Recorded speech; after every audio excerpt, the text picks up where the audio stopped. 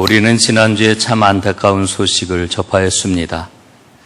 우리 시대의 대표적인 진보 정치인으로 많은 사람들에게 영향력을 미쳤던 한 사람이 세상을 떠난 것입니다. 그 마지막 모습이 충격적이었기 때문에 많은 사람들에게 더욱더 마음의 아픔을 준 것 같습니다. 저는 그분의 생애를 잘 알지를 못합니다. 언론이나 방송을 통해서 드러난 생애 이외에는 아는 것이 없습니다. 그런데 그분의 그러한 그 죽음 앞에서 보수와 진보 진영을 가리지 않고 또 유명인이나 평범하게 살아가는 소시민이나 수많은 사람들이 안타까운 일이라고 그분과의 이별을 슬퍼하는 모습을 보았습니다. 그러면서 한 사람의 삶이 이렇게도 많은 사람에게 영향을 미칠 수가 있구나 하는 생각을 가집니다. 물론 그분이 선택한 극단적인 자살이라고 하는 그 삶의 모습이 우리 사회에 확산되어서는 안 될 것입니다. 그러나 저는 그분의 죽음을 보면서 두 가지를 생각을 해보았습니다. 하나는 말의 무게가 어떠해야 되는가? 또 하나는 양심의 무게가 어떠해야 되는가 하는 생각을 가졌습니다. 저는 이와 같이 비극적인 일이 다시는 우리 사회에 일어나서는 안 된다고 생각을 합니다. 개인적으로 볼 때도 그렇고 사회적으로 볼 때도 그렇고 너무나 큰 비극입니다. 저는 그 장례 일정을 치르는 중에 그 유시민 씨가 추모사를 낭독하는 것을 보았습니다. 나중에 신문에 그 추모사 전문이 실렸는데 매우 짧더라고요. 그 중에서 한 대목이 저의 눈길을 끌었습니다. 다음과 같은 내용입니다. 다음 생에서 또 만나요. 우리에게 다음 생이란 없다. 저는 그렇게 생각하며 살아왔습니다. 지금도 그렇다고 믿습니다. 그렇지만 다음 생이 또 있으면 좋겠습니다. 그때 만나는 세상이 더 정의롭고 더 평화로운 곳이면 좋겠습니다. 그래서 누구나 온전하게 자기 자신에게 행복한 삶을 살아도 되면 좋겠습니다. 저는 이 추도사를 읽으면서 믿음을 설명하는 아주 중요한 단서를 하나 보았습니다. 그렇지만 다음 생이 또 있으면 좋겠습니다 라고 하는 말입니다. 유시민 씨는 분명하게 이야기하기를 나는 다음 생이라고 하는 것을 믿지 않고 살아왔는데 그렇지만 다음 생이 또 있으면 좋겠습니다. 그 생에서 당신을 만났으면 좋겠습니다. 이렇게 이야기를 하는 것이었습니다. 여러분, 세상 사람들은 흔히 신앙은 언제나 가설에 근거해서 말하는 헛된 거라고 이렇게 말을 합니다. 그럴지도 모르겠습니다. 보지도 못하고 보이지도 않는 천국과 영생을 말하니 그렇지 않겠습니까? 그러나 오늘 저는 여러분과 함께 분명히 해두고 싶은 게 있습니다. 믿음을 가진 사람들, 하나님을 믿는 사람이거나 믿지 않는 사람이거나 모든 사람들은 가설에 기초해서 살아가는 겁니다. 이 사실을 저는 확인하고 싶습니다. 모든 사람들은 가설에 근거해서 살아갑니다. 믿음을 갖지 않고 살아가는 사람들은 불가능하다고만 생각되는 부정적 가설을 가지고 살아가는 사람들입니다. 믿음을 가진 사람들은 긍정적인 가설을 가지고 살아가는 사람들입니다. 여러분, 우리 삶이 그렇지 않습니까? 불가능을 생각하는 사람들은 부정적 가설 위에 인생을 세워가지요. 가능성을 생각하는 사람들은 긍정적 가설 위에 자신의 인생을 세워갑니다. 여러분, 성경 히브리서 11장은 우리에게 이렇게 말씀을 합니다. 믿음은 바라는 것들의 실상이요 보지 못하는 것들의 증거니. 그래요. 우리의 믿음은 보이지가 않습니다. 보지 못하는 것을 보는 것처럼, 잡을 수 없는 것을 잡는 것처럼 살아가는 것이 믿음입니다. 눈에 보이지 않아요. 그러나 세상은 어떻습니까? 겉으로 드러난 것을 가지고 이야기를 합니다. 그걸 현실이라고 이야기를 합니다. 세상 사람들을 지배하는 세상적인 가치관에 따르면은 눈에 보이는 것을 가지고 모든 것을 판단을 합니다. 여러분, 어떤 사람이 지혜로운 사람이고 어떤 사람이 어리석은 사람일까요? 세상 가치관으로 보면은 아주 구별하기가 쉽습니다. 돈을 잘 버는 사람은 지혜로운 사람입니다. 돈을 못 버는 사람은 어리석은 사람입니다. 누군가 겨루어서 이기는 사람은 지혜로운 사람이요, 이기지 못하는 사람은 어리석은 사람입니다. 출세하는 사람은 지혜로운 사람이요, 출세하지 못하는 사람은 어리석은 사람입니다. 이게 우리의 현실입니다. 여러분, 이런 현실을 보면은 우리가 희망을 찾는다라고 하는 게 참 어려워 보입니다. 그러나 이 현실 너머에 있는 하나님의 현실을 분명하게 볼 때에 우리는 희망을 가질 수 있습니다. 여러분, 성경의 눈으로 우리의 현실을 한번 보았으면 좋겠습니다. 여러분, 성경은 우리에게 뭐라고 이야기를 합니까? 특히 성경이 말하고 있는 어리석은 사람들은 어떤 사람입니까? 예레미야 17장에 보니까 어리석은 사람을 첫 번째로 이렇게 이야기를 합니다. 불의로 재산을 모은 사람은 자기가 낳지 않은 알을 품은 자고새와 같아서 인생의 한창 때에 그 재산을 잃을 것이며 말년에는 어리석은 사람의 신세가 될 것이다. 불의하게 돈을 모으는 자는 어리석다고 이야기를 합니다. 예수님은 내일을 준비하지 못하는 사람이 어리석다고 말씀을 합니다. 어리석은 부자에 대해서 예수님이 하셨던 말씀을 떠올려 보십시오. 누가복음 12장에 보니까 어리석은 자여 오늘 밤에 내 영혼을 도로 찾으리니 그러면 내 준비한 것이 누구의 것이 되겠느냐 말씀을 하셔요. 또 예수님은 모래 위에 집을 짓는 사람이 어리석은 사람이라고 말씀을 합니다. 마태복음 7장에 보니까요, 나의 이 말을 듣고 행하지 아니하는 자는 그 집을 모래 위에 지은 어리석은 사람 같으리니 말씀을 합니다. 그뿐이 아닙니다. 잠언 말씀을 보면 보다 더 실제적으로 어리석은 사람에 대해서 일러줍니다. 잠언 14장 29절 노하기를 더디하는 자는 크게 명철하여도 마음이 조급한 자는 어리석음을 나타내느니라. 또 잠언 29장에 보니까 어리석은 자는 자기의 노를 다 드러내어도 지혜로운 자는 그것을 억제하느니라 말씀해 주고 있습니다. 여러분, 사람들이 왜 어리석은 길을 걸어가는 걸까요? 그 이유가 어디에 있는 걸까요? 여러분, 오늘 성경 본문을 보면은 그 결정적인 이유를 우리에게 말씀해 줍니다. 마음속으로 하나님이 없다 말하기 때문입니다. 하나님이 없다 하는도다. 하나님이 없다고 생각하고 하나님이 없다고 말하기 때문에 어리석은 길을 걷는다는 겁니다. 여러분, 하나님이 없습니까? 하나님이 없나요?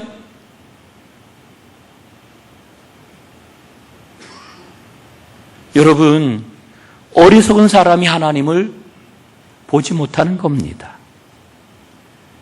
어리석은 사람이 하나님을 보려고 하지 않는 겁니다. 어리석은 사람이 하나님 보기를 원치 않는 겁니다. 그러면서 그들은 말하기를 하나님이 없다 이렇게 이야기를 하지요. 하나님이 없다고 하는 사람들의 삶을 들여다보면은 공통된 삶의 방식을 발견하게 됩니다. 마크 드리스콜 목사라고 하는 분이 있는데 이분이 쓴 예수 안에서 나는 누구인가 라고 하는 책에 보면은 이 하나님 없다라고 이야기하는 사람들의 삶의 모습이 어떠한지 그 통찰을 우리에게 분명히 보여주는 내용이 나옵니다. 조금 길지만 여러분에게 좀 인용을 하도록 하겠습니다. 삶의 모든 것이 신성합니다. 세속적인 것은 단 하나도 없습니다. 삶이 성과 속으로 분리될 수 있다고 말하는 것은 사탄의 거짓말일 뿐입니다. 무신론자에서 그리스도인에 이르기까지 모든 사람은 끊임없이 예배합니다. 여러분, 이 말이 참 제 마음에 와닿아요. 모든 사람은 다 예배한다는 거예요. 무신론자도, 하나님을 믿는 사람도. 이어서 이렇게 이야기를 합니다. 인간은 예배하는 존재입니다. 우리는 예배하기 위해 창조된 것이 아니라 예배자로 창조되었습니다. 하나님의 눈에는 우리의 선택, 우리의 가치관, 우리의 소비 활동, 우리의 행동, 우리의 생각까지 삶 전체가 예배입니다. 예배가 우리의 정체성을 형성합니다. 문제는 우리의 예배의 대상이 무엇이냐 하는 것이지요. 그러므로 모든 인간은 두 종류로 나누어질 수 있습니다. 창조주를 예배하는 사람과 피조물을 예배하는 사람. 인간은 원래 하나님께서 창조하실 때에 하나님을 예배하는 존재로 하나님께서 창조하셨습니다.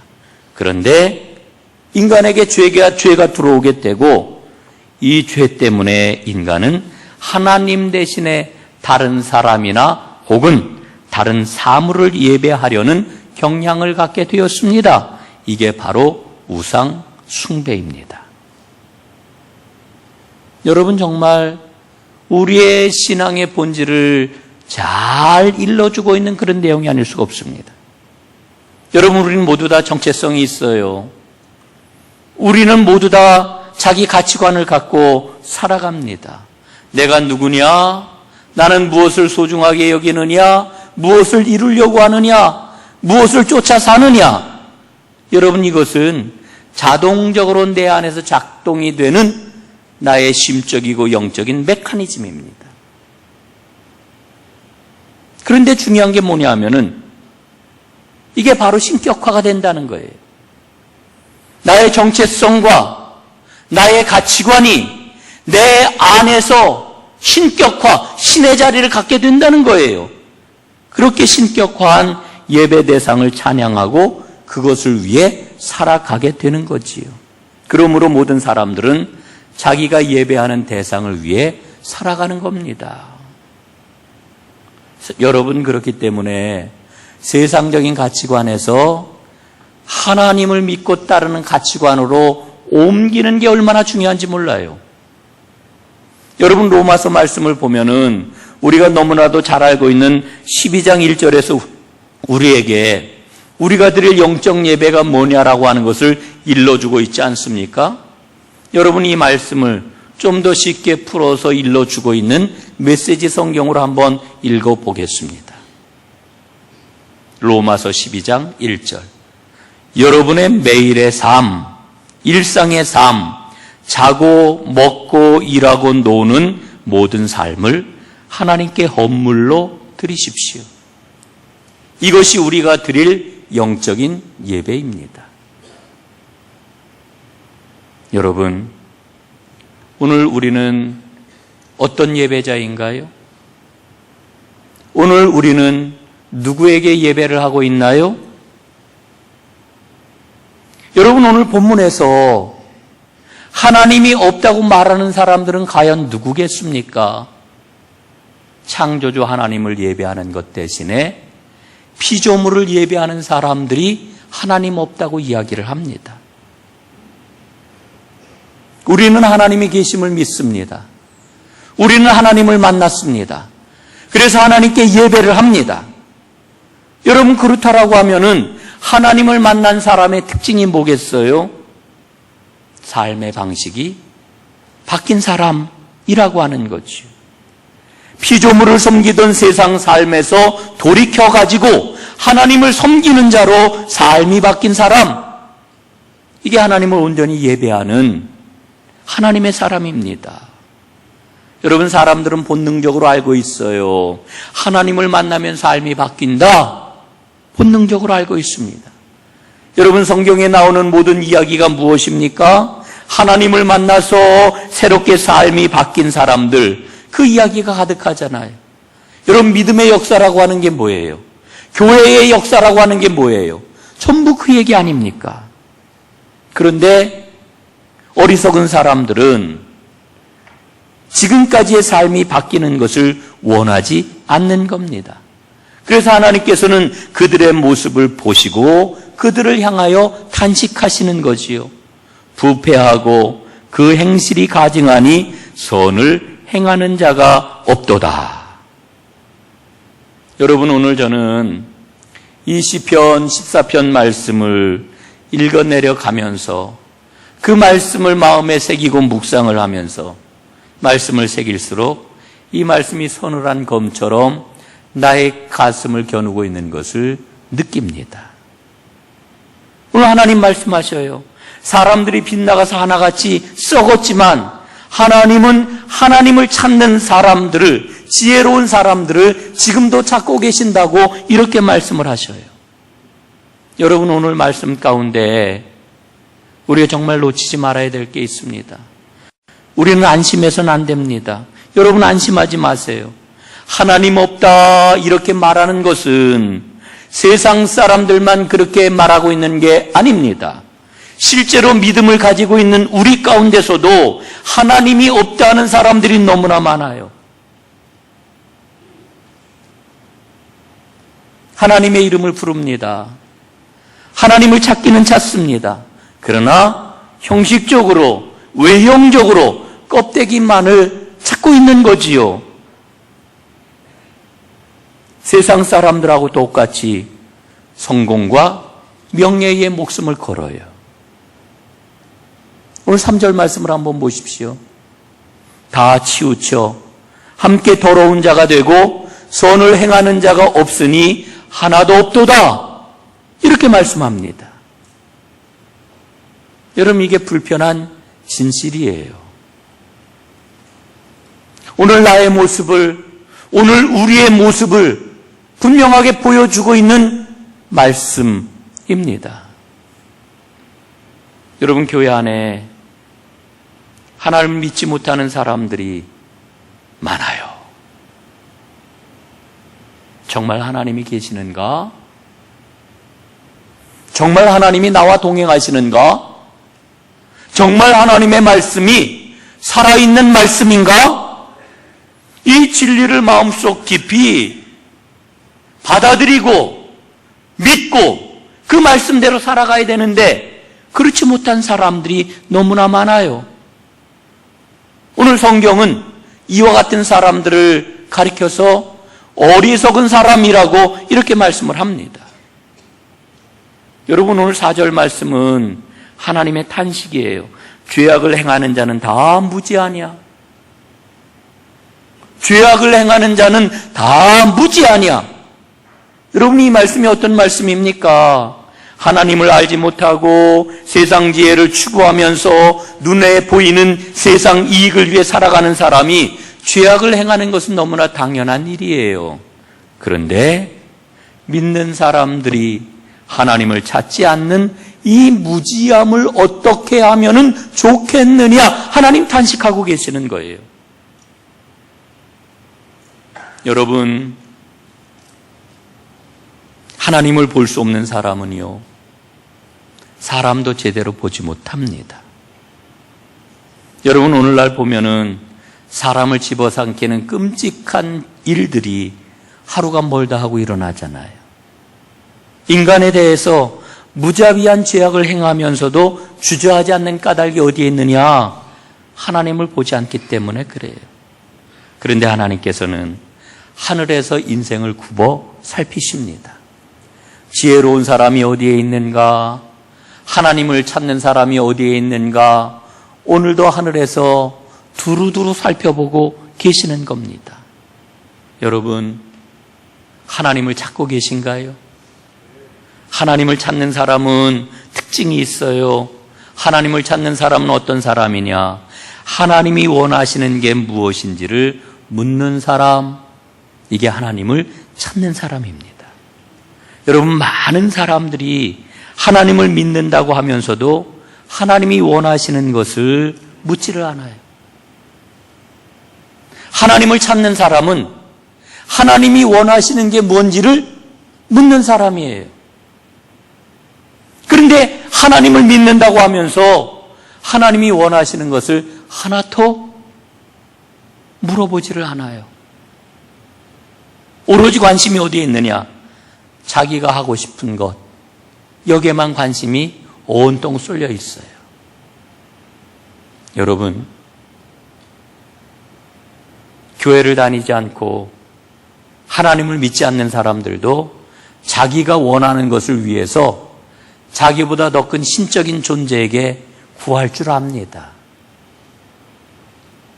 믿음의 초보예요. 우리가 교회에 다니면서 하나님을 믿는다 하면서 오로지 나에게만 관심을 집중하고 내 문제만을 해결받기를 원해서 하나님을 찾는다면 믿음이 아니라고 이야기할 수는 없지만 그건 믿음의 초보예요.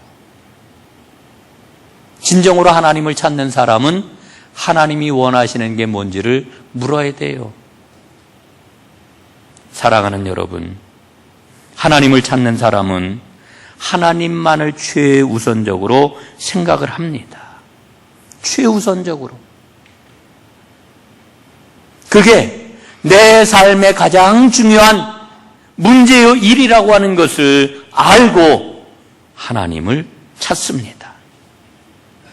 여러분들 중에 아마 빨간 도요타 이론 아시는 분들이 계실 겁니다. 이런 이야기지요. 운전하면서 빨간 도요타 자동차를 몇 번이나 봤는지 기억하십니까? 이런 거예요. 여러분, 우리나라에는 도요타 자동차가 뭐 이렇게 많지 않으니까 더군다나 빨간 도요타 자동차는 거의 없지 않을까 싶은 그런 생각이 드는데 좀 말을 바꾸어서 얘기를 하면 이런 겁니다. 어제 운전을 하면서 청자색 제네시스 자동차를 몇 번이나 봤는지 기억하십니까? 이렇게 질문을 던질 수 있을 거예요. 아마 이 자리에 계신 분들 대부분 기억 못하는데요? 이러실 겁니다. 그 이유는 운전하면서 그 제네시스 자동차를 찾지 않았기 때문이죠. 그런데 내가 마음 먹기를 청자색 제네시스 자동차를 사야 되겠다 이렇게 마음을 먹었다면 어떻겠습니까? 아마 운전을 하면서 가는 곳마다 그 제네시스 자동차가 눈에 띌 것입니다. 여러분, 우리의 뇌는 명령한 것을 찾습니다. 이게 바로 빨간 도요타 이론이에요. 여러분, 오늘 이 시간 저와 함께, 저는 여러분과 함께 우리의 삶을 한번 돌아보았으면 좋겠어요. 정말 내가 하나님을 찾는 사람인가? 내가 정말 하나님이 원하시는 게 무엇인지를 묻고 인생길을 걸어가는 사람인가? 한번 돌아봤으면 좋겠어요. 어제가 오늘 같고 오늘이 또 내일과 같이 되는 이런 믿음 생활이 아니라 피상적이고 상투적인 믿음 생활이 아니라 정말 하나님이 원하시는 게 뭔지를 찾는 이런 믿음 생활. 여러분 혹시 스스로 통제할 수 없는 것에 대해서 불평하며 살아가고 있지는 않으신지요?